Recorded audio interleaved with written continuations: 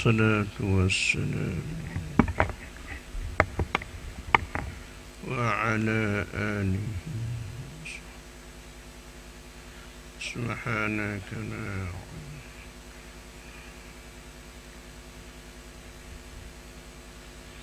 رب اشرح لي صدري واحلل عقدة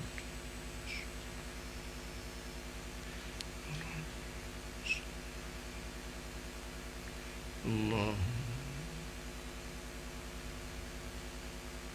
كما نور صلى الله عليه وسلم.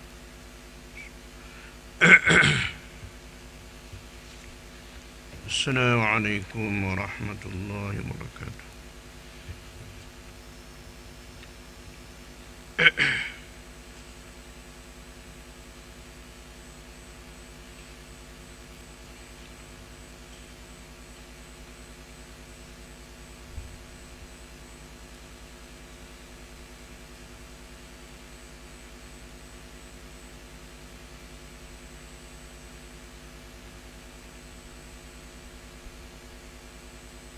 Bermula manusia.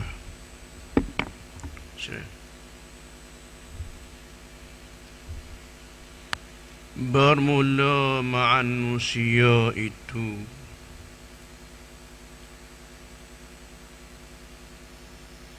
atas dua bahagi. Jadi di sini pembahagian manusia di dalam syuhud atau pandang kepada Allah Subhanahu wa ta'ala ada terbahagi dua bahagian ataupun dua peringkat kedudukan hati dengan Allah Ta'ala, yakni tentang perbezaan kedudukan seseorang itu dikirakan tinggi ataupun rendah kedudukannya di sisi derajat antara hatinya dengan Allah Ta'ala ini ada terbahagi kepada dua bahagian kedudukannya. Jadi perbezaan kedudukan ini adalah kembali setara mana kesuhud dia kepada Allah. Oleh itulah sebagaimana kata ahli tasawuf, iaitu kita hendak mengetahui keadaan setinggi manakah kita kedudukan dengan Allah Ta'ala ni tentang pandangan hati, iaitulah kembali kepada sekian manakah rasa dan yakin kita kepada Allah Ta'ala. Jika yakin kita ni benar-benar sungguh kuat kepada Allah Ta'ala, maka kedudukannya dia di sisi Allah Ta'ala itu tinggi. Jika sekiranya lemah tentang pandangan hatinya dan keyakinannya kepada Allah, maka di situ lemahlah kedudukan dia dengan Allah Ta'ala. Jadi arti kedudukan derajat seorang itu tinggi ataupun rendah martabatnya pada sisi Allah kembali kepada sekian manakah kita syuhud dan kita yakin sebenar kepada Allah Subhanahu wa ta'ala. Itulah menjadi kepada suatu pengukuran antara seseorang itu dengan kedudukannya pada sisi Allah Subhanahu wa ta'ala, iaitu kepada keadaan sekian mana yakin dan iman dia kepada Allah. Itu benda. Jadi bila yakin kita beriman sungguh kepada wujudullah dengan sebenar-benar yakin, maka itulah jejak yang menunjuk kepada ketinggian seorang itu dengan Allah adalah di segi sekian mana yakin, pandangan syuhud hati kita kepada Allah. Itulah sebagai suatu pengukurannya. Oleh itu di sini dia kata kedudukannya antara seorang dengan Allah Ta'ala ni, kedudukan dia terbahagi dua martabat. Dua kedudukan, dua bahagi. Pertama, orang yang khas. Ini kedudukan orang yang menjadi tinggi pilihan pada sisi Allah, iaitu disebut orang yang khas. Kedua, orang yang am, yakni orang awam, orang ramai-ramai. Makna kedudukannya derajat di sisi Allah Ta'ala itu adalah tidaklah tinggi, bahkan ialah sebagaimana biasa orang awam. Namun hatinya juga ialah yakin dan beriman pada Allah, tetapi tidak begitu kuat dan tidak begitu sangat kepada pegangan sebenar yakin pada Allah. Maka segala orang yang khas itu, iaitu yang membaiki, makna yang membaik, mereka itu akan sengka pada Allah. Pertama, orang yang khas, orang yang membaikkan mereka itu akan sengka pada Allah Ta'ala. Mana kedudukan hati mereka itu sentiasa pandang sengka baik kepada Allah Ta'ala. Bagaimanapun Allah Ta'ala letak atas diri dia, apa saja yang Allah Ta'ala mentakdirkan atas dirinya, maka sentiasa dia pandang baik, sentiasa dia menaruh sangkaan elok kepada Allah Ta'ala. Dia pandang akan apa yang telah Allah Ta'ala letak ke atas dirinya ini sememangnya sudah Allah Ta'ala pilih pada azali dah. Maka tak dapat kita nak elokkan daripada keadaan itu. Arti pandangan dia sampai, syuhud pada Allah Ta'ala sampai, kembali pada asal, iaitu apa yang berlaku ke atas diri kita adalah daripada kehendak Allah Ta'ala, yang Allah Ta'ala tentukan sudah pada azali lagi. Sebelum kita berada di sini, sudah Allah Ta'ala menetapkan keadaan apa yang Allah Ta'ala akan meletak dan menjatuh ke atas kita ini. Oleh itu mereka sentiasa menyangka baik kepada Allah Ta'ala. Tidak timbul perasaan yang tidak elok, tidak sangka yang tak elok pada Tuhan. Berkebaik sangka. Dengan begitu rasa mesra dan manis sentiasa kepada Allah Ta'ala. Itulah orang yang khas.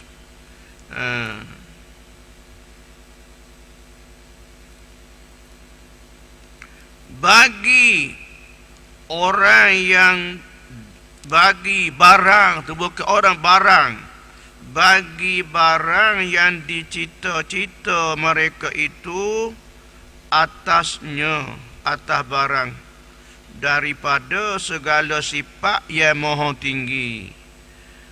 Jadi arti orang yang khas, mereka sentiasa syuhud kepada kesempurnaan sifat-sifat Allah, sentiasa pandang pada tajalli sifat Allah Ta'ala. Bermakna kata orang yang khas ni, pandangan hati mereka syuhud kepada Allah Ta'ala itu sampai sapa, iaitu pandai kepada tajalli sifat. Itu dia. Maka keadaan Allah Ta'ala tajalli sifat pada hamba-Nya, iaitu ada kala Allah Ta'ala tajalli sifat jamalnya, iaitu sifat jamal Tuhan tajalli kepada kita, iaitulah dengan mendapati nikmat dan mendapati kemurahan rezeki dan sebagainya. Ini tajalli jamal daripada Allah. Allah Ta'ala nak suruh kita pandang dia ni elok, baik, sentiasa kita sangka baik kepadanya, kerana kita pandang Allah Ta'ala tajalli akan dirinya pada kita, itu tajalli sifat jamal, datang keelokan. Yang kita rasa senang hati. Dan begitu juga ketika datang susah atau sakit yang menimpa atau yang menduka citakan, orang yang khas ini tetap pandang juga kepada Allah Ta'ala, syuhud akan Allah sebagai tajalli jamalnya, sifat jamalnya, sifat jalalnya. Maka sifat jalal yakni zahir kepada zahir ke atas kita daripada perbuatan Allah, pekerjaannya, iaitulah dengan kekerasan. Jalal tu kekerasan, iaitu susah atau sakit ataupun apa yang kita tak senang hati, itu jalal. Bagaimanapun orang yang khas tetap sampai pandang pada Allah, tetap dia mengenali Allah, tetap dia kenal Tuhan, walau bagaimanapun, sama ada tajalli jamal ataupun tajalli jalal. Senang ke, susah ke, pada sisi dia sama saja, sama. Ini orang yang sapa, orang sapa syuhud kepada Allah Ta'ala sungguh, sapa pandangan hati ke Tuhan sungguh, tak terhijab daripada, tak terhijab dengan makhluk, maka dia pandang terus apa yang datang ini daripada Allah. Jadi Allah Ta'ala tajalli jamal ke, tajalli jalal ke, Tuhan menghendaki kepada kita supaya kita tetap mengenali dia. Dalam keadaan mana sekalipun, biar kita pandai ke Tuhan kita juga, walau senang walau susah. Jangan hanya kita pandangkan Allah ketika datang kesukaan atau tajalli jamal sahaja, tetapi kita tidak mengenali Allah ketika dia mentakdirkan sifat jalal. Ini orang panggil kita kenal Allah hanya sebelah pihak, tak kenal pada pihak yang satu lagi, tak kenal Tuhan juga, tak sapa juga tu. Bagaimanapun Allah Ta'ala mahu pada kita kenal dia, sama ada dengan jalal atau jamal. Jadi bila Allah Ta'ala tajalli sifat jamalnya, maka kita rasa senang hati. Maka di situ hati kita terbuka, dada kita jadi lapang. Maka di sini zahirlah daripada asma Allah Ta'ala kepada kita pula dengan namanya Al-Basit, tajalli Al-Basit. Basit yakni Allah Ta'ala yang melapangkan, Allah Ta'ala yang melapangkan hati kita. Hati kita lapang, hati kita senang, hati kita rasa terbuka, tidak susah. Itu adalah tajalli daripada asma Allah Ta'ala kepada kita, namanya Al-Basitu. Al-Basitu, Al-Basitu yakni nama bagi Allah daripada Asma'ul Husna, iaitulah melapangkan hati kita. Tuhan mesenangkan hati kita. Allah juga yang menjadikan hati kita senang ketika mendapati nikmat, mendapati rahmatnya. Maka di sini kita dapat fahamlah, kita retilah, Allah Ta'ala tunjuk pada kita akan asma'nya, tajalli asma'nya Al-Basit. Ketika mendapat senang, luar rezeki, itu hati kita jadi lapang, hati kita jadi terbuka. Maka di sini kita tahu dan kita nampak Allah tajalli pada kita asma'nya, iaitu Al-Basit. Basit, nyata Al-Basit, yang Allah telah melapangkan hati kita. Kemudian ketika kita di tajalli jalal, jadi susah, sakit dan sebagainya yang tak senang, maka orang ahlillah tetap dia redha, tetap dia terima apa saja Tuhan buat tu dengan hati yang ikut dan patuh kepada kehendaknya Allah. Oleh itu tajalli jalal, jadi hati kita rasa kecut, hati kita jadi rasa sempit dan rasa duka cita. Maka sempit dan hati kecut ini nyatalah Tuhan tajalli pada kita asma-Nya Al-Qabidu. Al-Qabid. Al-Qabid itu juga Al-Qabid daripada Asmaul Husna. Allah bernama antara namanya Al-Qabid. Makna Al-Qabid, Allah Ta'ala lah, Allah lah yang menjadikan, yang membuatkan hati kitanya yang dikecut dan duka cita. Ini adalah pekerjaan Allah Subhanahu wa Ta'ala. Orang ahlillah maka dia tidak sangat merasai duka cita walaupun yang ditimpa susah payah, tapi tetap redha. Tetap redha. Bagaimanapun dia dapat kenal Allah dengan mana-mana pun, sama ada jalal dan sama ada jamal. Itulah orang yang punya khas ataupun ahlillah. Tetap kenal Tuhan, tetap redha kepada Allah, tetap terima.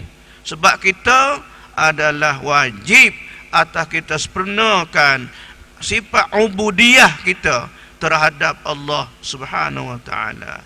Iaitulah merasakan apa saja kita suhud adalah kita kena redha dan terima apa yang telah Allah Ta'ala takdirkan ke atas kita.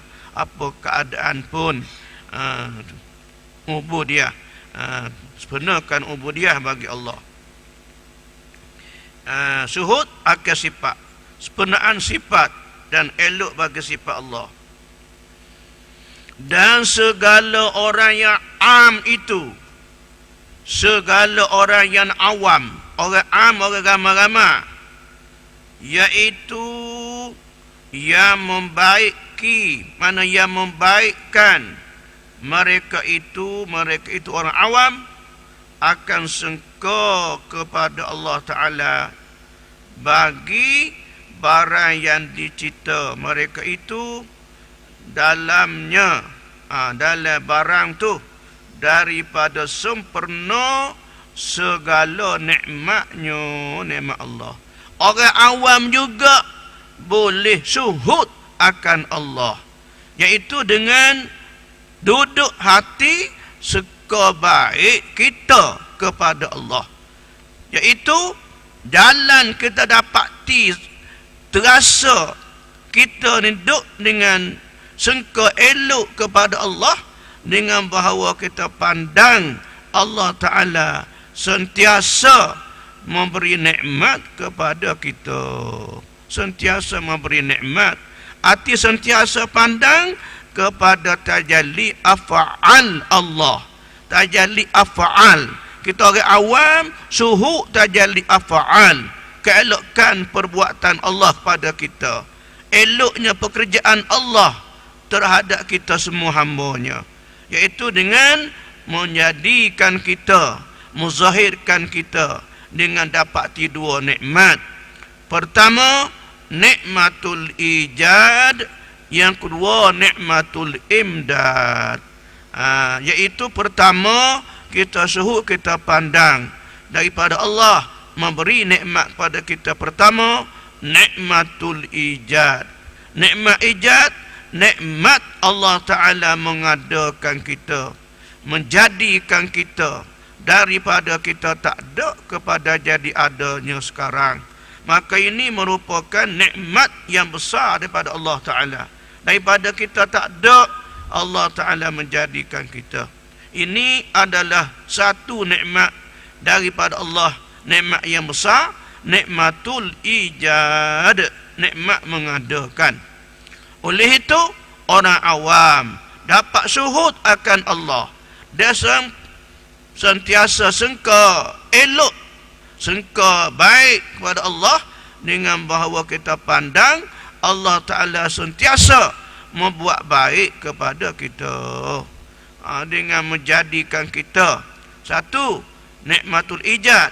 Yang kedua, nikmatul imdad, nikmat dengan membantu kita berbagai-bagai rezeki, memberi makan, memberi minum, memberi pakai, memiliki harta, memberi sifat pendengaran, memberi sifat penglihatan, memberi akal yang sihat, sejahtera, memberi keluarga, memberi anak cucu. Ini semua nikmatul imdad daripada Allah Subhanahu wa taala. Jadi kita orang awam, kita pandang suhud pada Allah taala dengan pandang melalui akan eloknya sifat-sifat pekerjaan Allah, af'al bagi Allah Subhanahu wa taala. Perbuatan Allah taala pada kita, pekerjaan Allah taala ke atas diri kita, sentiasa molek sokmo, sentiasa memberi nikmat sokmo. Adapun menjadi susah kadang-kadang saja, kadang-kadang benar nade saja susah. Hak susah tu nade. Apa nade? Orang panggil jarang kali saja jah. Hitung panjang banyak. Duk dengan sihat, duk dengan senang. Hak hitung panjangnya. Hak sakit hanya jarang-jarang saja. Juga Allah Ta'ala jadikan sakit juga pun ada nikmatnya, iaitu supaya kitanya sabar atas sakit kita, atas susah kita tu, di dalam musibah, dalam bala ada juga nikmatnya, yakni mendapati akan pahala daripada Allah. Dan dengan susah payah tu adalah untuk membersihkan, mensucikan kita daripada dosa-dosa yang telah kita lakukan. Itu dia. Itu makna bagaimanapun hakikat sebenarnya, apapun daripada Allah semuanya elok. Elok. Kita kena pandai gitulah, kena duduk semua gitulah, barulah kita sentiasa hati adalah sentiasa pandang baik kepada Allah Ta'ala, dan hati sentiasa berjinak-jinak dengan Allah Subhanahu wa Ta'ala. Itu benda. Jadi kena sabar banyak, susah payah kena sabar. Sebab kerana nafas yang keluar daripada kita membawa akan takdir Allah Subhanahu wa Ta'ala. Nafas yang keluar masuk ni membawa dan menzahirkan akan qadar atau takdir Allah. Dalam nafas kita lah juga tubik marinya takdir Tuhan ni. Hak qada yang di alam, tu hak yang di alam Allah yang qadim, waktu qada yang qadim nu tubik di luar hak takdir, ikut melalui nafas, melalui kehidupan kita, melalui hayat kita, iaitu ada kala dalam hayat kita ini terjadi pada kita dapati nikmat. Ada kala kena musibah bala, ada kala Allah Ta'ala takdirkan ta'at, ada kala Allah Ta'ala jadikan maksiat. Jadi nikmat, bala, ta'at, maksiat, 4 perkara ni tetap akan berlaku dalam sepanjang hayat kita ini. Tak lepas daripada 4 perkara, tak lebih daripada 4 perkara, dan tak kurang. Maka oleh itu Allah Ta'ala mahu daripada kita, daripada 4 perkara tersebut, supaya kita tilik dan kita pandai kepadanya, jangan pandai kepada makhluk. Sebab makhluk tak boleh buat apa pun jika tidak dengan takdir daripada Allah Subhanahu wa Ta'ala. Semua Tuhan pilih dah tu. Tu. Siapa dia pun tak boleh nak buat, tak boleh menzahirkan sesuatu, tak boleh mewujudkan sesuatu dengan tidak dijadikan oleh Allah. Oleh itu orang yang suhud pada Allah, orang awam dapat pandai akan bahawasa elok sifat elok Allah Ta'ala kepada kita ini dengan sangka baik kita, iaitu dengan Allah Ta'ala membuat ke atas kita baik semua. Perbuatan Tuhan, af'al Allah ke atas kita baik. Boleh. Gitulah orang yang ahlillah, orang yang sampai walaupun awam. Pandai juga pada Tuhan ku apa-apa, mana-mana saja. Boleh pandai. Itu dia benda. Biar kita boleh sapa. Kalau tak boleh sapa pada martabat khas, boleh juga pada kedudukan martabat am. Iaitu hak am pandai melalui syuhud kita pada Allah, iaitu elok af'alnya, elok muamalahnya kepada kita. Duk molek sok mudah. Dan demikian juga Allah Ta'ala menyebut, fa inna ma'al usri yusra, inna ma'al usri yusra. Maka sesungguhnya serta kepayahan itu adalah ada kebaikannya, dan sesungguhnya serta kesusahan itu adalah ada kesenangannya. Oleh itu Allah Ta'ala ulang 2 kali akan ayat yang hampir sama, iaitulah menunjuk kata banyak Allah Ta'ala buat ke atas kita, lebihnya senang.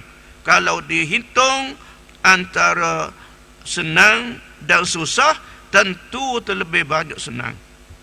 Hak susah tu ibarat nadir saja. Apa nadir? Arab kata an-nadiru al-wujudu kal adam. Ada pun supaya tak ada lah. Cuba kita cek kehidupan kita hari ni.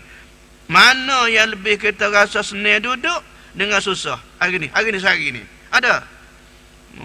Pak kemarin betul juga. Yang dulu seperti juga. Jadi hitung panjang, sakit, susah, dengan senang, rehat, banyak senang, banyak sedap duduk. Hak rasa pedih, hak rasa panggil panas pedih, jaga-jaga ada je. Jadi kita ni nafsu terlajak. Backing kata nafsu ni. Backing. Dan nak pada benih semua nafsu. Nak benih semua. Bila Tuhan buat sikit, mulalah kita menggelabah. Mulalah kita orang panggil sempit dada. Sempit.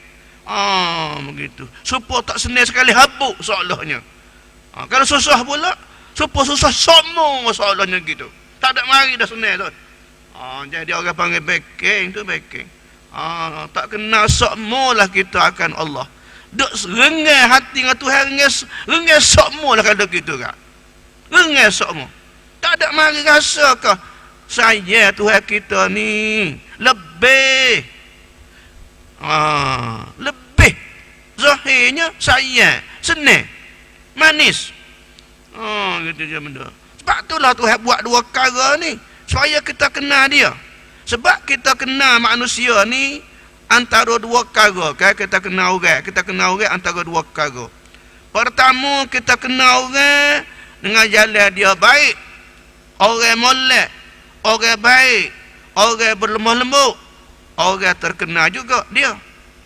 Ada kala tu Hawi kenal orang tu dengan kedebel, dengan backing, orang kenal juga. Jadi ada kala kita kenal manusia dengan jalan dia bersifat baik. Ada kala kita kenal manusia dengan bahasa dia nya garai, gorok, kedebel, backing. Hasilnya kenal manusia mana satu antara 2 jalan saat ni. Tuhan pun buat sedemikian itulah. Ada kala kita kenal Allah dengan sifat lemah lembut dia, jamal. Ada kala pula kenal dengan pihak sifat jala dia, kerah. Kenal juga. Ini Tuhan aku juga buat gini ni. Aku sakit, aku susah. Masa dia sapa begini, memang Tuhan kanut juga. Kemudian bertukar jadi sihat pula, walafiat, senang pula. Ini kerja Tuhanku juga. Gitu. Tapi kita kenal Allah sebelah pihak saja. Tika senang tak? Alhamdulillah makan nasi. Tika dia menjamu lauk, acak-acak gula kami. Alhamdulillah. Panjangnya Alhamdulillah. Maksud waktu tu dia makan ikan kering, alhamdulillah pun koho-koho. Koho-koho. Tadi orang panggil nafsu ni. Nafsu menguasai kita. Nafsu lah. Maka sebab itulah kata hikam kita, jangan kita jadikan pada 4 perkara tadi, hak Tuhan buat takdir itu pada 4 perkara tadi, jangan letak nafsu situ. Kalau letak nafsu, tak jadi sokmo-sokmo. Bahkan buangkan nafsu tu, letak pada benda 4 perkara itu kepada Allah Ta'ala. Iaitu ketika dapat nikmat, syukur atas nikmatnya. Ketika musibat, bersabar atas dugaannya. Ketika taat, pandang ini adalah rahmat Allah Ta'ala kepadaku dengan menjadikan aku taat baginya. Aku selamat. Jika dapat ditakdirkan maksiat, pandang juga daripada Allah yang telah mentakdirkan. Dan Tuhan mahu pada kita ketika maksiat ialah minta ampun dan bertaubat. Tuhan mahu kita bertaubat kepadanya. Dia juga yang takdirkan maksiat, takdirkan benda yang tak baik, buat dosa. Tuhan yang menghendaki itu. Azali dah adanya, tentu tetap daripada yang dijadikan Allah pada azali dah. Siapa masa buat dosa, Tuhan naknya kita pandang juga pada dia dengan dosa tu daripada takdir Allah. Tetapi Tuhan mahunya bertaubat dan minta ampun. Tuhan naknya. Jangan letak nafsu pada tempat 4 perkara saat ni tu. Lagu mana nafsu? Hak kita bawa ayat dah gitu. Kalau hak nikmat letak nafsu situ, iaitu dapat nikmat, dia nafsunya apa? Tak mau bersyukur atas nikmat Allah. Pandai nikmat Tuhan tu, kita sendiri yang usaha. Ilmu kita mengaji tinggi ni lah, kita lah ni segar, boleh gaji besar, boleh berpangkat tinggi. Tak kata mari rezeki aku ni adalah daripada Allah. Tuhanlah yang merezekikan aku ini. Dak letak rezeki atas kepada ketinggian ilmu kita, kepandaian kita cari usaha. Jadi tinggal Tuhan juga. Tuhan yang beri nikmat, lepas tu kita tinggal dia. Tak kata dia yang beri, kata benda lain. Kalau kita sama manusia pun marah, tak gitu kan? Orang buat baik molek-molek dah, tak ingat langsung, tak sebut nah. Marah. Itu dia. Ini Tuhan Allah. Ingat ke dia lah. Itu dia. Jangan letak pada nafsu.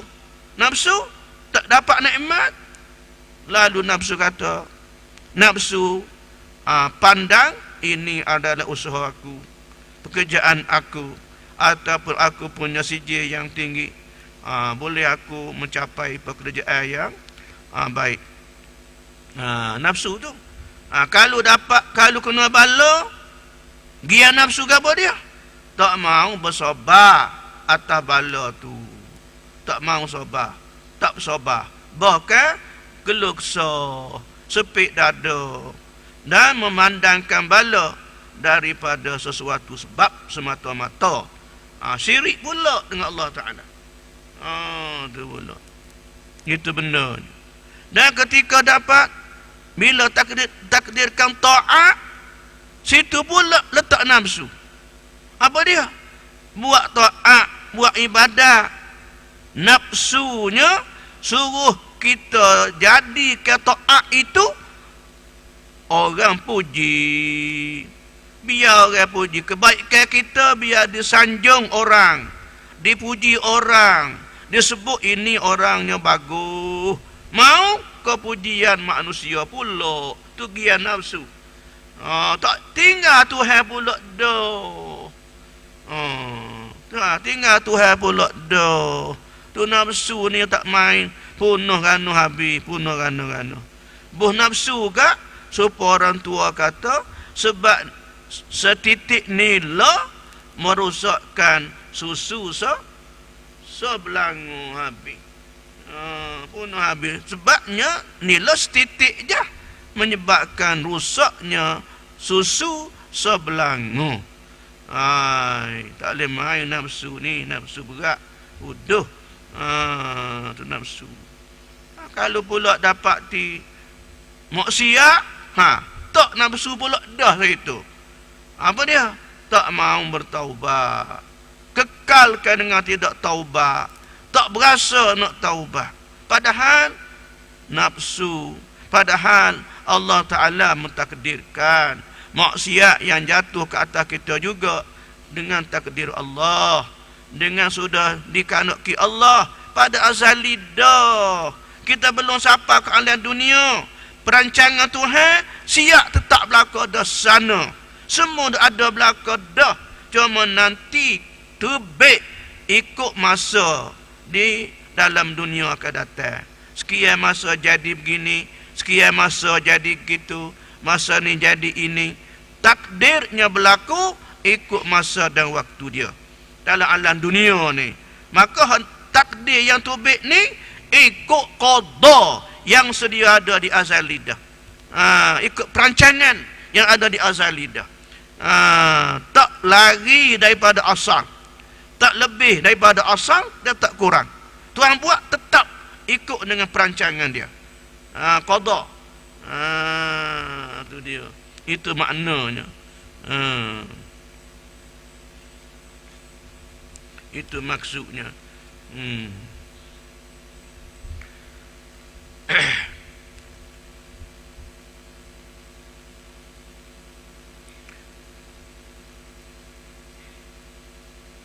Dan berkurang lebih antara dua maqam itu zahir, dan berkurang lebih antara dua maqam itu, dua pangkat tu zahir, kata dia. Zahir antara dua pangkat itu nyata berlebih kurang, nyata berbezanya kedudukan antara makam khas dengan makam am. Nyatalah berbeza, nyatalah berlebih kurang, ada lebih ada kurang. Mana kata antara dua makam itu tidak sama. Antara makam syuhud akan elokkan sifat dengan syuhud akan eloknya af'alullah. Sebab hak syuhud pada makam sifat itu orang yang tinggi kerana tajalli sifat. Jamal, jalal dia pandang, dia tidak lupa daripada syuhudkan jalalullah dan jamalullah. Tinggi. Yang awam pandai iaitu keelokan af'alullah, pandai elok perbuatan Allah dan muamalahnya kepada kita. Ini kedudukan orang yang am, ramai-ramai yang boleh syuhud akan Allah, iaitu pandai elok pekerjaan Allah kepada kita. Jadi ke mana-mana pun antara dua makam ini lebih belaka. Kalau kita tak naik suhud pada tajalli sifat, boleh duduk pada tajalli af'al. Kedua-dua makam ni sememangnya makam yang lebih pada sisi Allah. Cuma berbezanya makam sifat itu lebih tinggi, makam af'al kurang sedikit. Itu dia benda ni.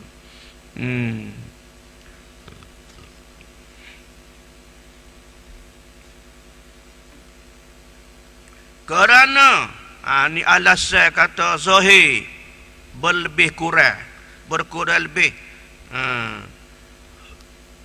Kerana yang awal itu, ni ilat kerana ni illatun ataupun alasan atau hujah yang mengatakan berlebih kurang antara dua martabat tu, antara tajalli sifat dan tajalli af'al.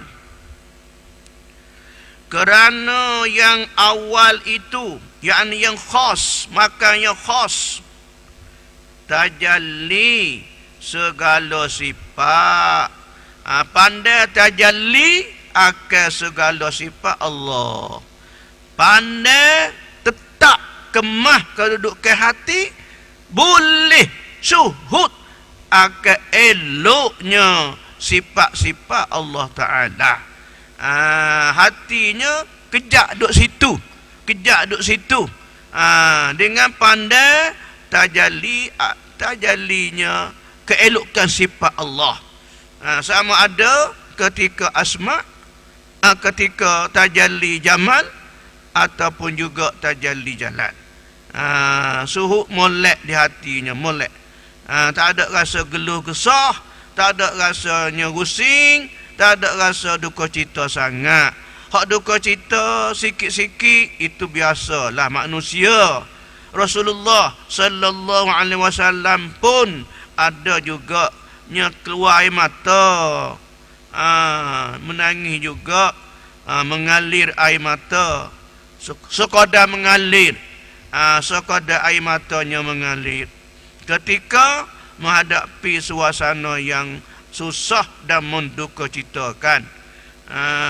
Seumpama semasa, ambil contoh ketika Rasulullah sallallahu alaihi wasallam mengkebumikan anak danya yang bangsu, iaitulah Ibrahim, Sayyidina Ibrahim, anak da Rasulullah sallallahu alaihi wasallam, dengan isterinya yang bernama Siti Maria Al-Qibtiyah Mesir. Anaknya yang bangsu iaitu Ibrahim namanya.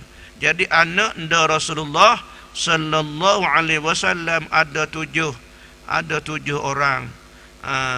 Maka satunya anak bangsu ni anak dengan Siti Maria Al-Qibtiyah Mesir.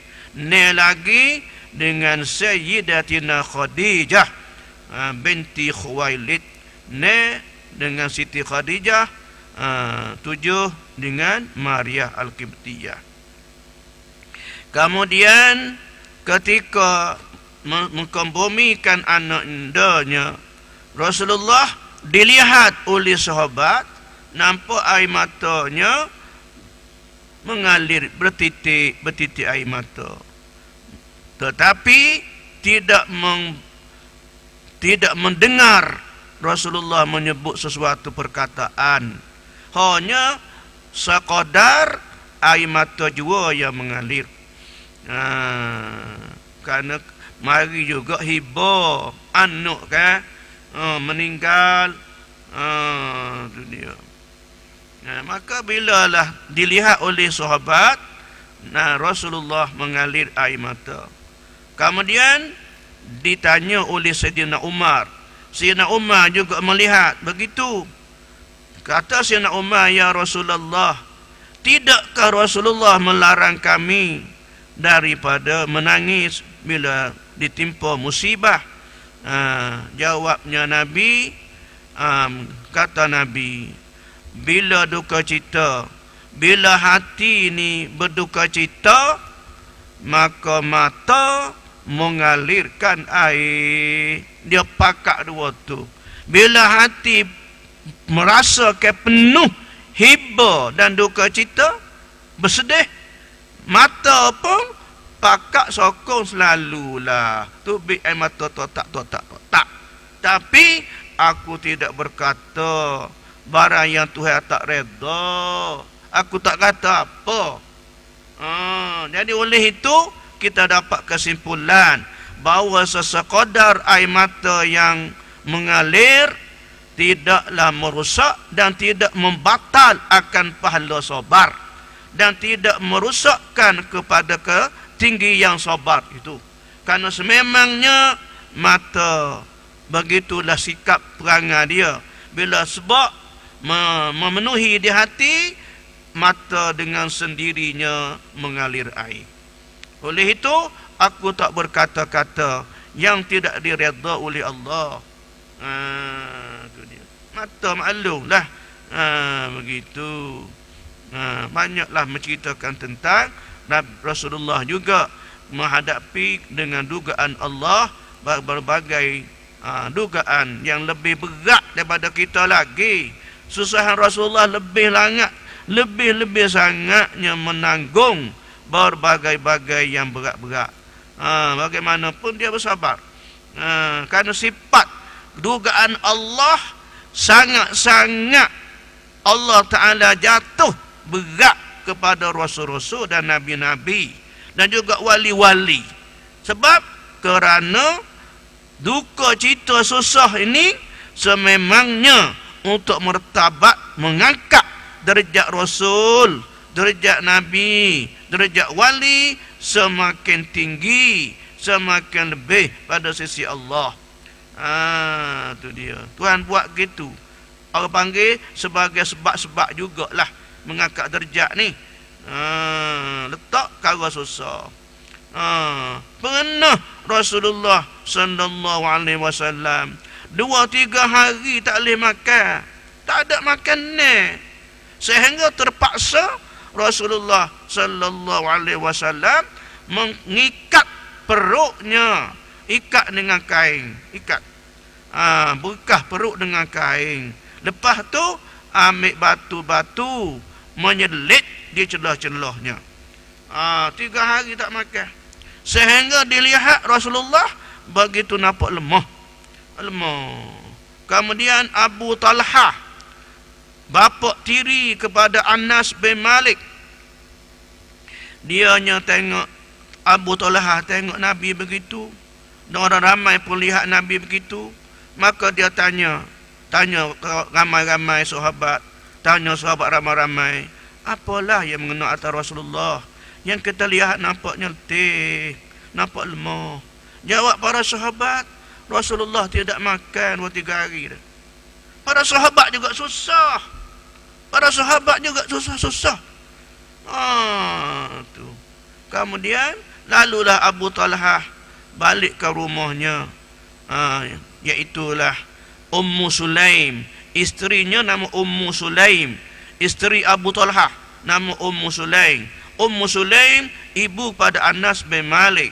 Abu Talhah bapa tiri.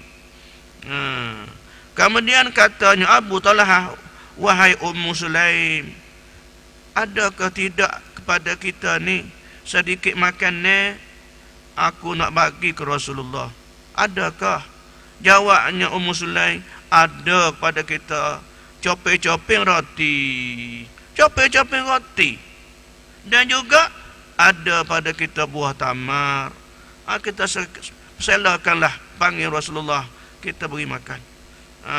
Katanya Ummu Sulaim, kalau ramai kita kena bagi, kuranglah Rasulullah. Kalau ajak ramai, kalau tak ramai ajak Rasulullah saja, maka Rasulullah boleh makan banyak sikit. Lebih sikit kita boleh jamu. Nak rakyat kata para sahabat pun susah sepik rezekinya. Bukan macam kita lon ni. Allahu Akbar. Kita lon ni tak pernah rasa lapar sikit habuk. Kalau lapar pun kerana puasa je. Kalau tak puasa 3 kali 4 kali sehari. Pas nak jadi kita ni, nak rasa sabar, rasa susah bilanya. Bila tak ada susah kita ni. Pas kalau sikit Tuhan tak kedek, lalu kita nak suka Tuhan tak molek selalu ke? Tak patut. Boleh makan sok mudah kan? Nabi sekali pun tak boleh makan 3 hari. Ada seorang sahabat, ada seorang ahli sufi. Dalam kitab Hikam, Ibnu Athaillah cerita. Dalam kitab Hikam, syarahan Hikam bagi Ibnu Hijazi, Arab. Dia cerita ada seorang ni, seorang bukan sahabat, orang ahli sufi. Dia tak makan 3 hari. Tak makan. Balik ke rumah pula, tak ada lampu. Lapu pun tak ada, gelak gelemak, makan ne pun tak ada. Susahnya, makan ne pun tak ada, lampu pun tak nyala, lapar pun lapar, makan ne tak ada. Ini cerita dalam kitab Ibnu Hijazi. Lepas tu, tak kalau nak makan, makan ni tak ada ni. Buka lampu pelita, tak ada. Tak menyala. Dulu pakai apa dia? Pakai damang-damang gitu boleh jadi. Maka gapo dia kata? Ni.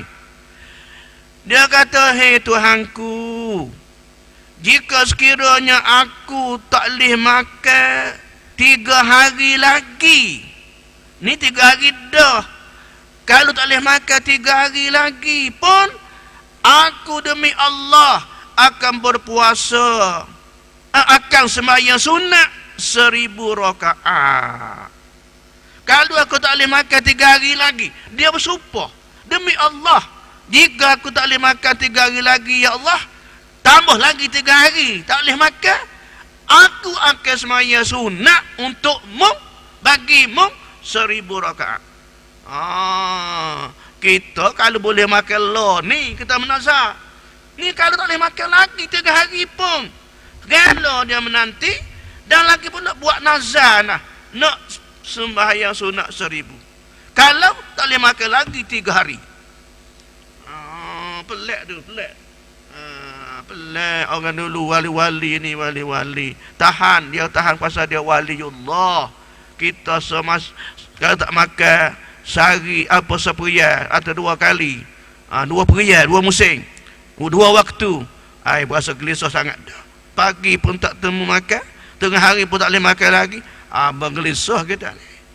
Mulai pena putih mata dah gitu.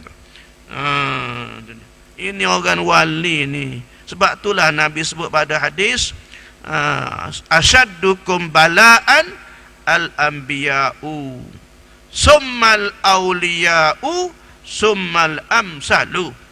Atau kama qala Rasulullah sallallahu alaihi wasallam.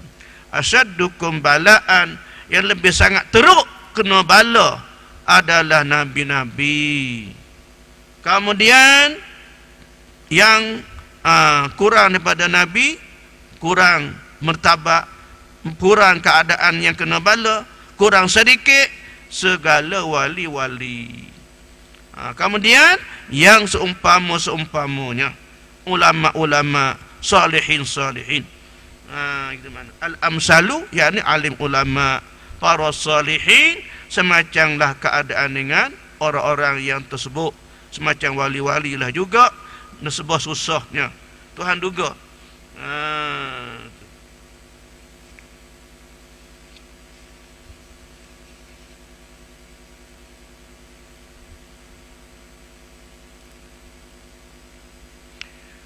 Iaitu syuhud segala orang yang khas. Yang pertama tu syuhud segala orang yang khas.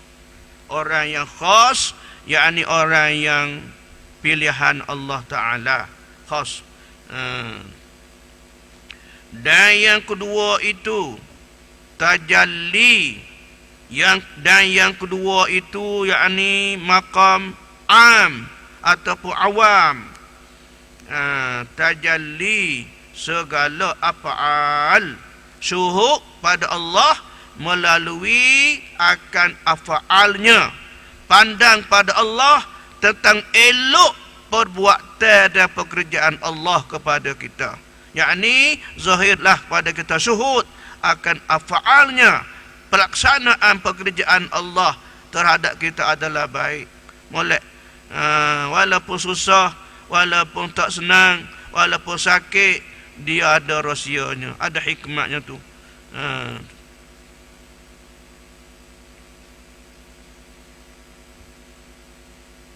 Iaitu tajalli segala af'al, syuhud segala orang yang am. Maka tiap-tiap daripada kedua-duanya itu, daripada makam khas dan makam am, dengan sekira-kira maqamnya, dengan sekira-kira pangkatnya. Pangkat pertama syuhud pada sifat.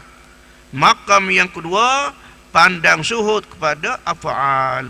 Kedua-duanya atas derajat masing-masing, atas pangkat masing-masing. Semua ini berdasar kepada hati. Semua ini berdasar kepada yakin hati dengan Allah. Setara mana kemakrifat kita kenal Tuhan, kita kenal Allah Ta'ala setara mana, situlah punca perbezaan antara dua pangkat tersebut. Itu benarnya. Maka sebab itulah Rasulullah sallallahu alaihi wasallam perintah pada kita supaya kita mempelajari akan ilmu yang boleh mendapati keyakinan sebenar kepada Allah dan menambah yakin. Dengan sebenarnya ta'allamul yaqina, ta'allamu al-yaqina, belajarlah oleh kamu akan yakin, katanya Nabi. Arti belajarlah ilmu-ilmu yang menjadi sebab pada kamu dapat yakin sebenar pada Allah. Tu.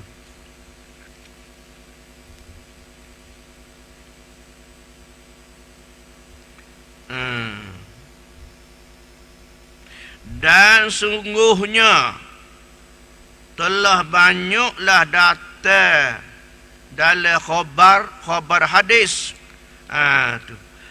Dan sungguhnya telah banyaklah datang dalam khabar hadis menyuruh, khabar hadis tu menyuruh atas membaiki atau membaikkan sengka pada Allah Ta'ala. Jadi banyaklah kedatangan pada hadis untuk bawa kita ni supaya kita baik sengka kepada Allah Ta'ala. Banyaklah kedatangan beberapa hadis yang menggemarkan hati kita, yang membuka jalan pada hati kita supaya dapati kita sengka baik kepada Allah. Belajarkan suat banyak hadis-hadis yang membawa dan membuktikan kepada kehendaknya Rasulullah supaya kita ni sentiasa meletak di hati kita sengka baik dengan Allah. Dan dan sabda Nabi sallallahu alaihi wasallam, antara ni hadis ni, dua perkara tiada atas kedua itu sesuatu daripada kebajikan. Arti atas dua perkara ni, maknanya atas dua perkara ni adalah merupakan kebajikan yang amat besar. Tak ada kebajikan yang boleh mengatasi kepada dua perkara ini. Mana kata kebajikan yang lebih tinggi adalah pada dua perkara ni. Tak ada lah yang lain daripada dua perkara. Mana dua perkara ni? Iaitu dua perkara ni. Baik sengka pada Allah dan baik sengka pada segala hamba Allah. Jadi kena sengka baik kepada Allah dan sengka baik kepada hamba-hambanya. Makna kata kena jangan kita tuduh, jangan kita sengka mari sengka tak baik atau sengka jahat kepada hamba Allah. Kena duk sengka baik. Jika tidak ada apa-apa dalil, tidak ada apa-apa bukti kepada jahatnya, maka kena duk sengka baiklah. Melainkan ada tanda-tanda yang dia tidak molek dengan dalil dan bukti yang nyata, itu lain. Kalau tak ada apa-apa bukti yang menunjuk dia tidak molek, kena duk sengka baik juga kepada hamba-Nya. Jangan kita pakai wak borong. Jangan kita bakar wak, tuduh borong begitu. Kena nak duduk suka tak molek tak leh. Tu. Tak boleh kita taruh suka tak baik kepada hamba-Nya, pada manusia ini. Yang kita tak tahu, tidak dapat dalil dan bukti yang jelas, jangan kita menyuka tak baik. Bahkan kita duduk dengan suka baik lah. Gitu. Bila kita suka baik, kita dapat pahala. Bila kita sangka jahat, maka arti kita berdosa tu. Jahat, sangka, apa panggil jahat suka. Sedangkan kita tak dapat nak pastikan hak sebenarnya. Tak boleh.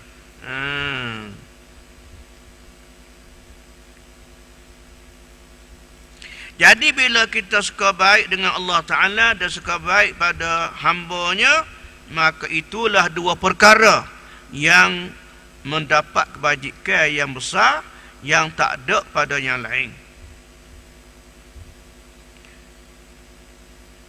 Dan dua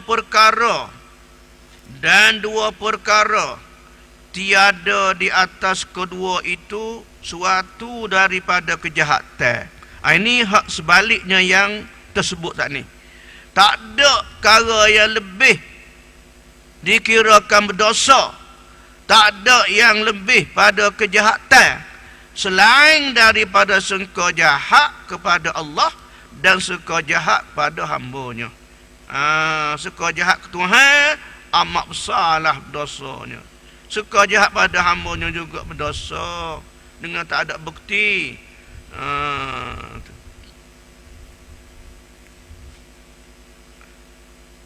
Itu benarnya.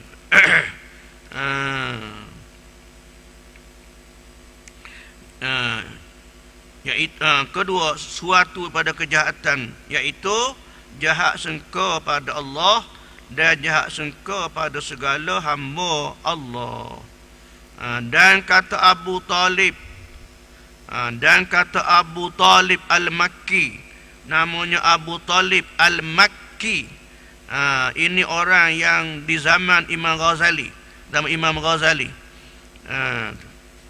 dan kata Abu Talib Al-Makki rahimahullah, katanya Abu Talib adalah Ibnu Mas'ud, ini cerita daripada Abu Talib Al-Makki. Dia cerita adalah Ibnu Mas'ud radhiyallahu anhu bersumpah, ia Ibnu Mas'ud, kata Ibnu Mas'ud, demi Allah tiadalah membaikkan hamba itu akan sangkanya pada Allah, melainkan mengernia Allah akan hamba itu, demikian sangkanya yang baik tu.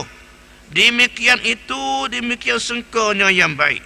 Makna Allah Ta'ala jadi kepada kita ikut suka kita. Bila kita suka elok kepada Allah, barang yang kita suka molek tu, Tuhan buat moleklah kita.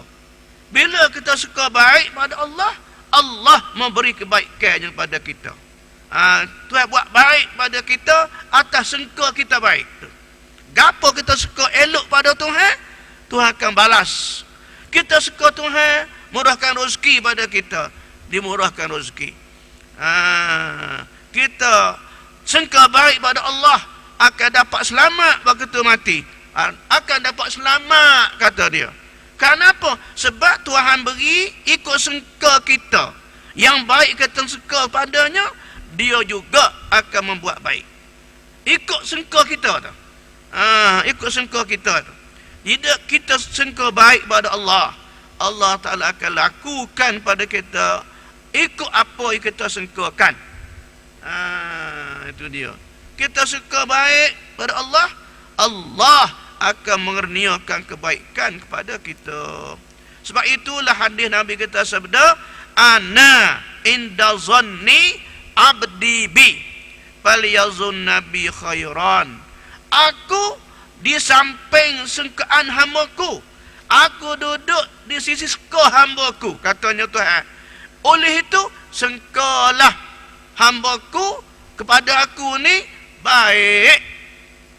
Sebab aku mengikuti sengkaan hamba-Ku lah.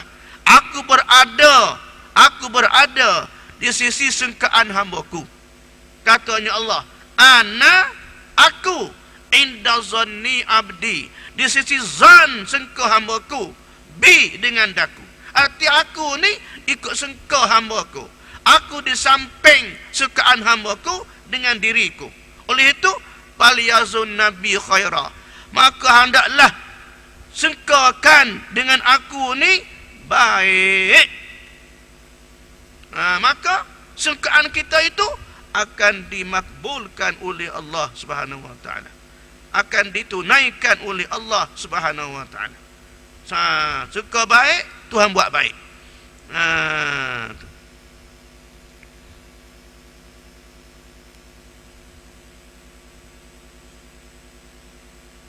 Kerana bahawasanya ni alasan saya kata Allah Ta'ala ikut sengka hambanya, di samping sengkaan hambanya. Kerana bahawasanya sekalian kebajikan itu, dalam kudrat Allah. Segala kebajikan di dalam kudrat Tuhan. Tuhan boleh buat apa saja kebaikan. Dan maka apabila mengurniai Allah akan hamba baik seka. Mana bila Tuhan buat hati kita duduk seka molek ke Tuhan. Bila Allah Ta'ala jadikan sengka baik kita padanya. Dia kata kerana bahawasanya yang membaik sengka nya pada Allah itu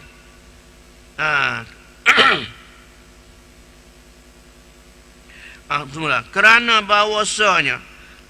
bahawasanya yang membaikkan akal sengkanya seorang hamba tu pada Allah itu, iaitu yang menghendaki bahawa mentahqiqkan akan hamba bagi Allah.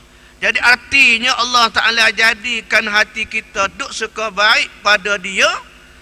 Tuhan kan nak jadi hati kita ni duk tahqiq kepada dia. Apa tahqiq? Jadi kemas hati kita dengan Allah. Bila kita duk suka baik dengan Tuhan sokmo, Tuhan bawa ke jadi hati kita ni kemah dan tahqiq kepada dia. Tu dia. Bila hati kita sengka baik sama dengan Allah, maka hati kita ini Tuhan jadikan tahqiq dan kejap kepadanya, kepada Allah. Kemas kepada Allah Ta'ala. Itulah natijah ataupun kelebihan yang kita dapati daripada hati kita sentiasa dalam menyukakan baik kepada Allah.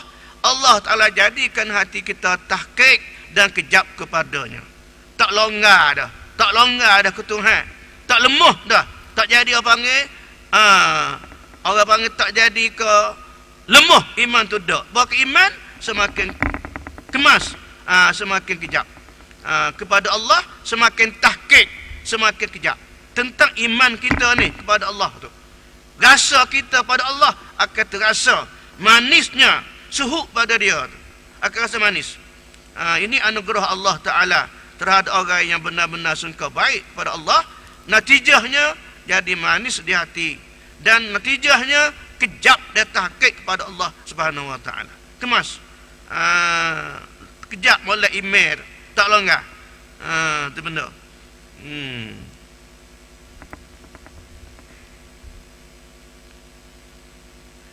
Dan tatkala telah selesai daripada menyebut daripadanya, maka masuk di dalam menyebut tuntut Allah, maka kata muallif yakni Ibnu Athaillah rahimahullah,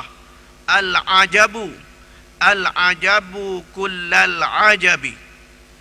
Baca kulla maf'ul mutlaq.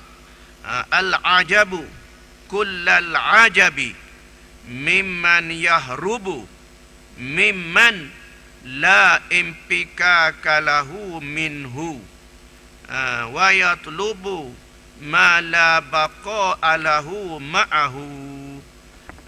Ulangan, al-ajabu kullal ajabi, al-ajabu kullal ajabi mimman yahrubu mimman la impikaka lahu minhu wa yatlubu ma la baqa'a lahu ma'ahu. Wallahu a'lam.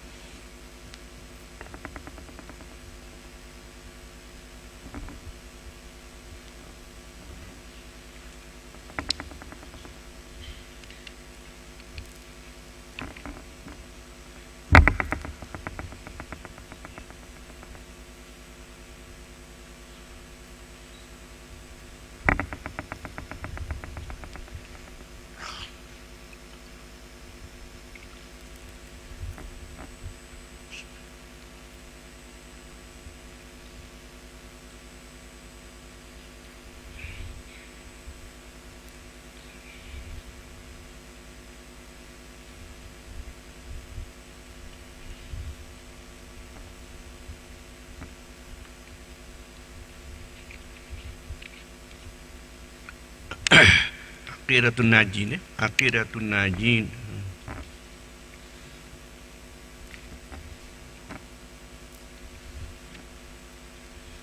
Bismillahirrahmanirrahim.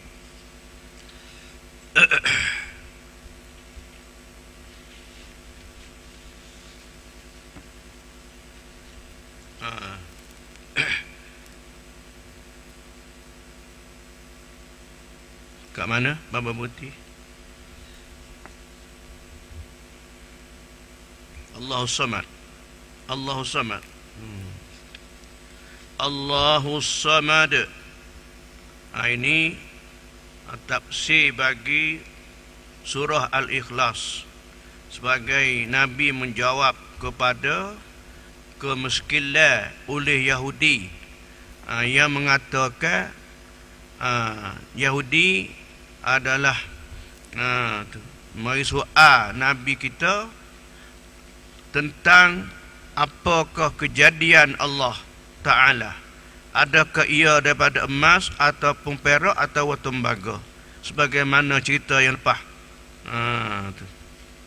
Orang Yahudi tanya Nabi kita, Tuhan Allah ni daripada apa kejadiannya? Panjang kita tahu dah lepas.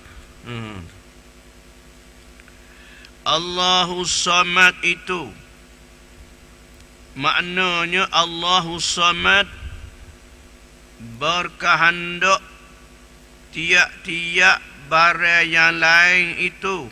Apa barang yang lain? Yakni makhluk. Makhluk murad, maksud barang yang lain makna makhluk. Segala kejadian Allah, segala yang dijadikan Allah berkehendak kepadanya, kepada Allah. Segala makhluk Tuhan ni semuanya berkehendak kepadanya Allah. Semuanya tupai akan Allah Ta'ala belaka. Sebab Allah yang menjadikan segala-galanya. Manusia tak boleh buat apa. Kerana semuanya adalah di dalam kehendak dan kuasanya Allah. Oleh itu Allahu Samad, Allah Ta'ala berkehendak tiap-tiap barang yang lain itu kepadanya, kepada Allah. Arti As-Samadu yakni tumpu. Tumpuan segala makhluk adalah menumpu kepadanya, kepada Allah. tidak menumpu pada yang lain. Walaupun tumpu pada yang lain pun, hakikat dia kena berajak ke Tuhan. Walaupun manusia yang menolong, manusia yang membantu, hakikatnya adalah daripada pertolongan Allah. Hanya gerak kerja manusia itu perkara yang zahir sahaja. Ikhtiar atau usaha daripada manusia itu hanya perkara yang zahir. Maka yang mencapai akan kehendak kita adalah dengan anugerah Allah. Anugerah Allah. Oleh itu Allah Ta'ala merupakan tempat ditumpu ataupun tempat yang dituju oleh segala makhluknya. Dan tiada syak lagi bahwasanya tiap-tiap sesuatu itu berkehendak kepadanya, kepada Allah. Tu dia, tidak syak lagi. Kita tak ragu-ragu dah. Semua perkara berhajat kepadanya, kepada Allah Subhanahu wa ta'ala. Hakikat sebenarnya situ. Jangan jadi kita orang panggil bersekutu Allah dengan yang lain, jadi syirik. Usaha, ikhtiar, berubat, mencari jalan yang apa dapat kita lakukan, ini dibenarkan oleh syarak. Syarak bukan katuk jalan ikhtiar ni. Dibenarkan kita usaha, ikhtiar, berubat ataupun berfikir apa yang kita dapati secara yang kebaikan pada kita.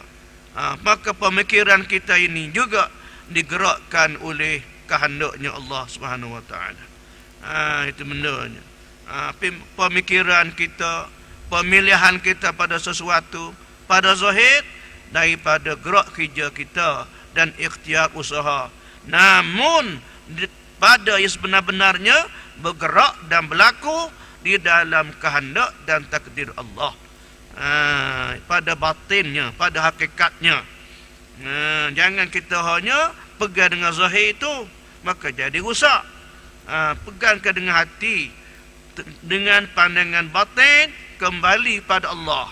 Sekalipun dari segi lahir, dengan usaha melakukan gerak-gerak kerja. Itu maknanya. Jangan jadi kita sesat dengan Allah. Jangan jadi terhijab dengan Allah Ta'ala tu. Itu dia. Kena siapa? Lagi bahawasanya tiada syak lagi bahawasanya tiap-tiap sesuatu itu berkehendak kepadanya, kepada Allah.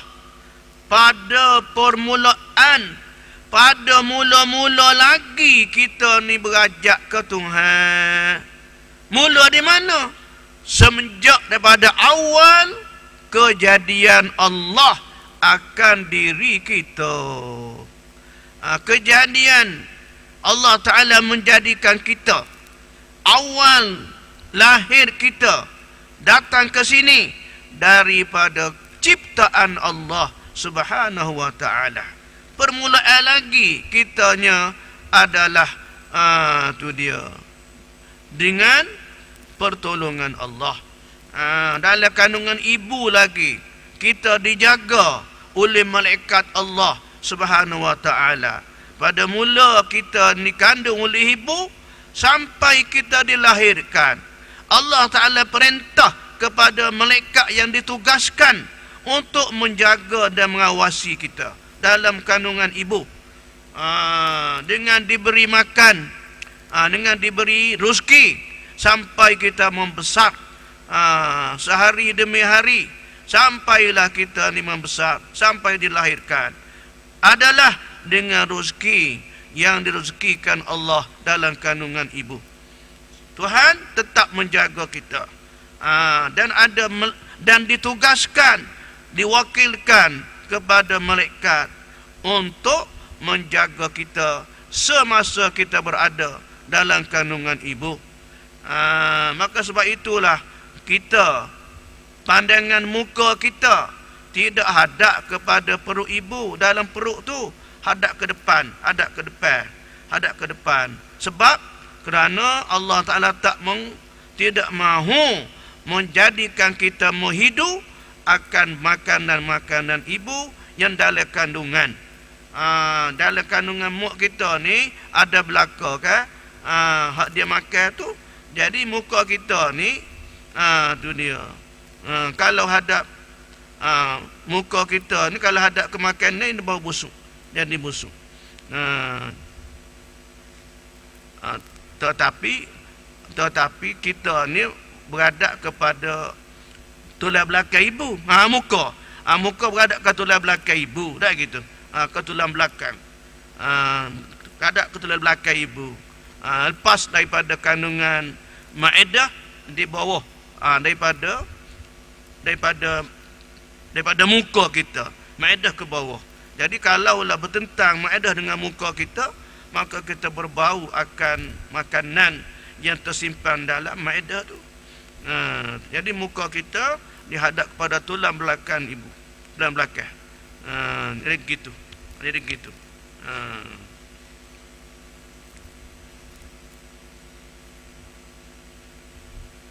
Jaganya siapa kita dilahirkan, siapa dilahirkan.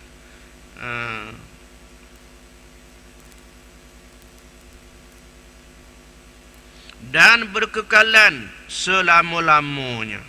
Berkekalan selama-lamanya.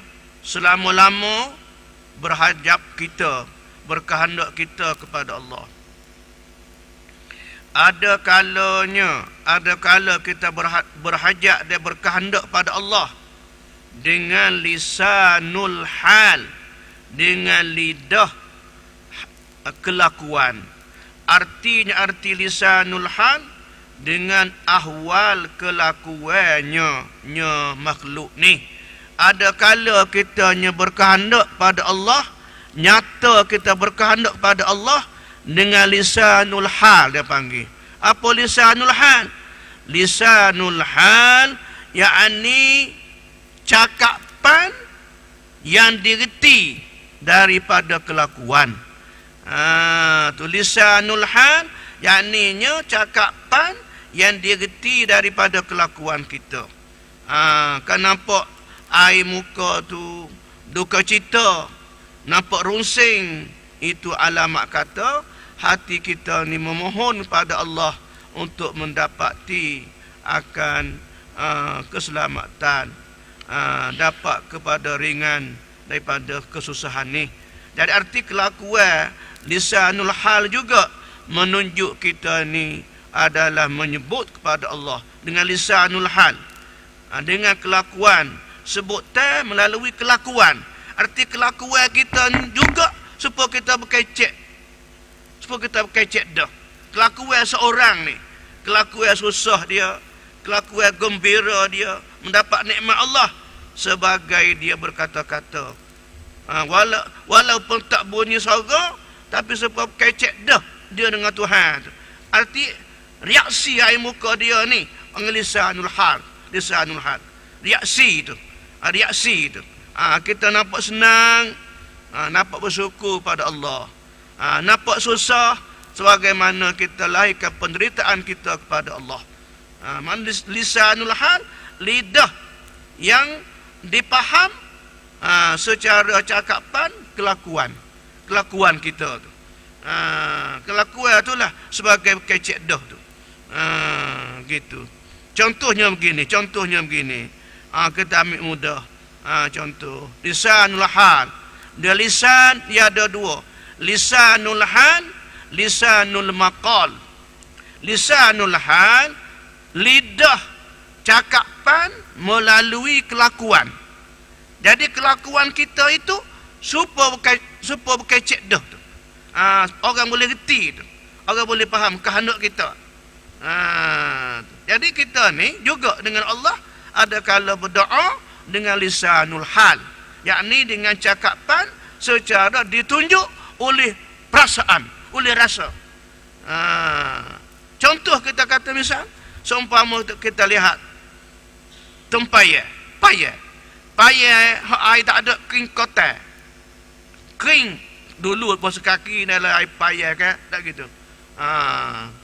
Jadi bila payah ni kering kotak, kita reti payah ni kecek pada maknanya. Apa dia? Dia suruh kita isi dalam perut dia tu biar penuh air. Itu lisanul hal. Kelakuan payah tu dia kecek pada maknanya suruh kita mengunggah air isi dalam perut dia sampai penuh. Ini disebut lisanul hal tu. Yakni kelakuan kita faham payah tu kecek, kita reti payah tu kecek melalui kelakuan dia yang kosong daripada air, kering kotak.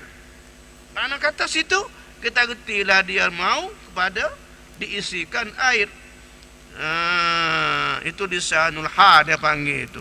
Ini pun kita dengan Allah dalam keadaan duka cita, nampaknya duka cita, nampak susah. Mana kata pada zahirnya kesusahan kita, reaksi kita, kelakuan kita lah seperti kita bercakap dengan Allah dengan bahawa kita ni susah ataupun berduka cita. Itu lisanul hal, kita berhajat kepada Allah. Menghilangkan kesusahan kita, menghilangkan kesakitan, umpamalah kemusingan tu. Artinya arti lisanul hal dengan ahwal, dengan kelakuan, dengan ahwal mana kelakuannya, kelakuan bagi makhluk ni.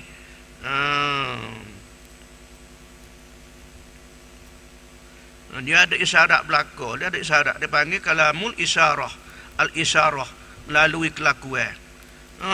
Tengoklah kita jalan-jalan di sapa kepada rumput. Kita tengok orang selik rumput di celah perangai, celah buluh, tak gitu, buluh sekeping. Orang selik rumput celah tu, dia cacar, pocok cacar. Apa tu makna tu? Apa makna tu? Ada makna di sebalik selik rumput pada sekeping buluh saat ni, tak cacar, pacar situ, tengah pada rupuk tu, letak rupuk celah buluh saat ni, kepik situ, orang pengerti. Ini cakap pe buluh dengan buluh kecek mana?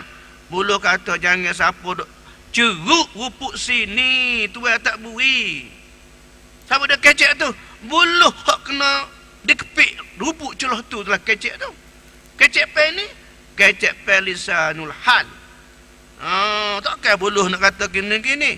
Malaikat waliullah tahulah. Dia dengar buluh kecek. Itu dia. Ini lisanul hal. Dia panggil kalamu al-isyarah. Itu dia. Kelih orang nak jual kereta. Biasa kalau ni kita lihat kereta yang mau dijual, dia letak ke apa? Letaknya galon minyak. Galon kecil atas tu. Kita tahulah ni, kereta ni orang mau jual ni. Dalilnya tu ada galon. Kereta tak kecek gapo. Seolah dia royak aku ni mahu dijual. Tu dapat apa tu? Lisanul hal. Lisanul hal. Tu. Tak kata. Orang kelik, orang pakai subah besar, jubah lagi. Kita getilah orang ni apa? Baru kelik mari Mekah rambutnya. Kalau tidak tak pakai subah besar gini. Berjubah meleret begini. Arti pakaian itu bercakap kepada kita, aku ni orang baru kembali daripada Mekah Mukarramah, baru boleh pangkat haji. Gitu benda. Kalau tak panggil tu haji, nyarah dia lah. Orang dulu orang tak panggil haji ke dia. Seorang orang ni berkelik Mekah, orang tak panggil tu haji, panggil nama macam biasa lah. Allah aku ke Mekah habis ribu-ribu. Mu tak panggil tu haji. Oh, jadi salah pula dia. Menyalahkan kita. Dia ramuk ke nak suruh nak suruh panggil tu haji sangat salahnya. Bila ke Mekah panggil tu haji. Tak kena panggil. Tak kena panggil. Kerana sifat haji itu sudah sabit ada dah. Walaupun tak dipanggil. Gitu. Itu lisanul hal.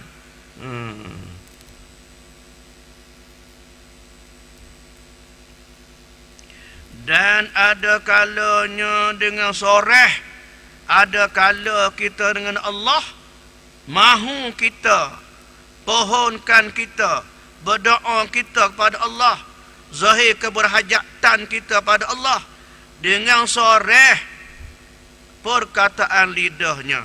Apa soreh? Sorihun. Arab kata soreh, kita kata nyata terang. Bunyi nyata, bunyi terang. Kita ni memohon hajat kepada Allah. Terang ke mana? Soreh ke mana? Dengan lisan lidah. Dengan lisanul maqal, dengan lidah. Kita kata ke mana? Ya Rabbi, hai Tuhanku. Tu. Rezeki kalau aku ini dengan rezeki yang luas, yang halal, ya Allah. Orang dengar, kita pun dengar. Kita kata bunyi, orang dengar. Itu namanya zahir kita keberhajatan pada Allah melalui lisanu al-maqal. Cakap lidah yang soreh, lagi pula nyata. Itu dia benda.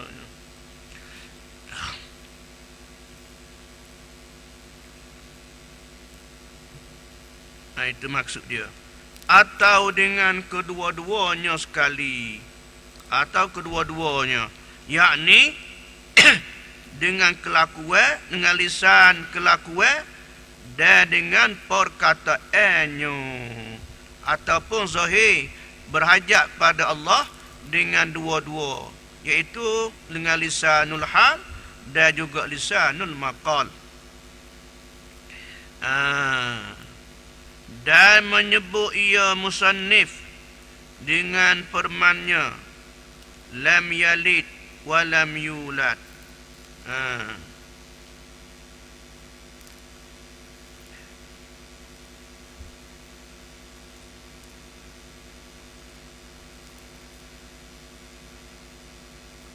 Jadi ceritanya jawapan daripada Rasulullah. Sebenarnya Rasulullah atas sana tu. Dan menyebut ia Rasulullah, ia sabda Rasulullah dengan permennya lam yalid wa lam yulad. Itu akan wajib kaya ia Allah, wajib kaya ia Allah daripada yang memberi bekas. Jadi arti wajib kayanya Allah artinya tidak berajak Allah. Wajib kaya tu arti wajib Tuhan tak berajak kepada makhluknya. Tak ada hajat kepada makhluknya yang memberi bekah. Makhluk Allah Ta'ala tak berajak sama sekali. Kerana Allah Ta'ala lah yang menjadikan semua perkara. Semua di bawah kejadian Allah Subhanahu wa Ta'ala. Perbuatan Tuhan belaka, kejadian Tuhan belaka. Maka oleh itu maha kaya Allah daripada yang memberi bekah. Arti Allah Ta'ala tak berajak kepada makhluk yang boleh memberi bekah. Tak boleh. Makhluk tak boleh beri bekah apa-apa. Artinya kalau lam yalid, Allah Ta'ala tidak beranak. Maksudnya Allah Ta'ala tidak mempunyai anak. Sama sekali. Itu dia. Ini nak menafikan daripada pendustaan yang dikata dan dituduh oleh kafir Nasara kepada Allah Subhanahu wa Ta'ala. Allah Ta'ala punya anak. Allah Ta'ala ada anak. Sebagaimana kata kafir Nasara tu, Isa ibnullah. Ini adalah Tuhan kata, wa man azlamu mimman iftara 'ala Allahi kaziba. Siapa lagi lebih zalim daripada orang yang mereka-reka karuk dusta ke atas Allah Ta'ala. Siapa dia? Nasara yang mengatakan Tuhan itu ada anaknya Nabi Isa.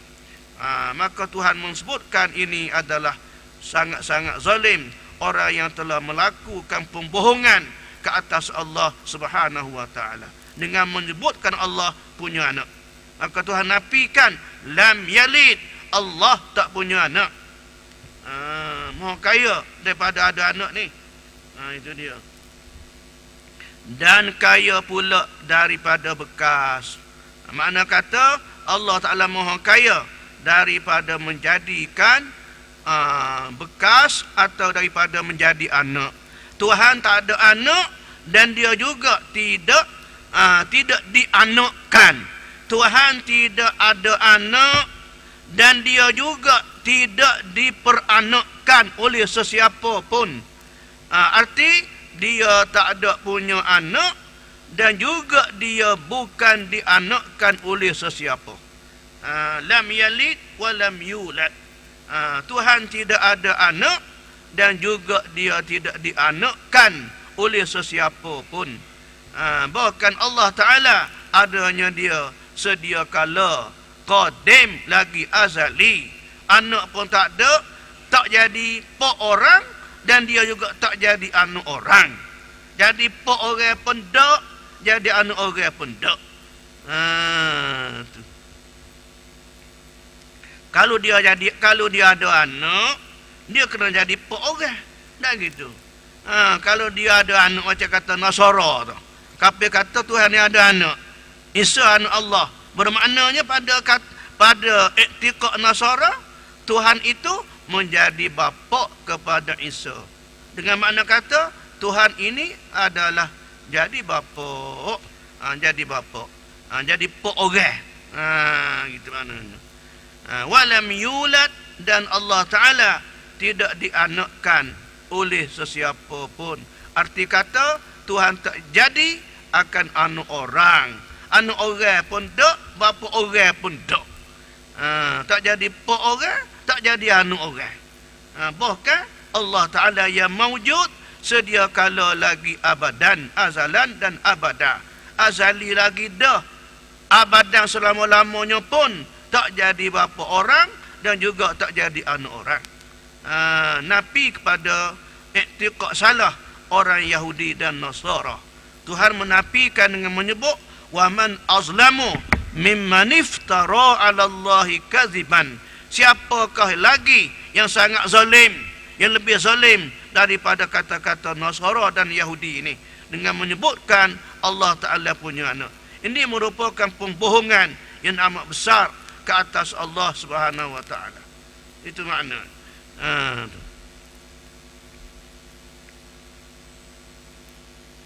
Dan lagi pula menolakkan segala kafir Arab yang mendakwa mereka itu ada bagi Allah itu anak. Kata mereka itu, wallahu a'lam, padahal dulu. Dan tanda situ.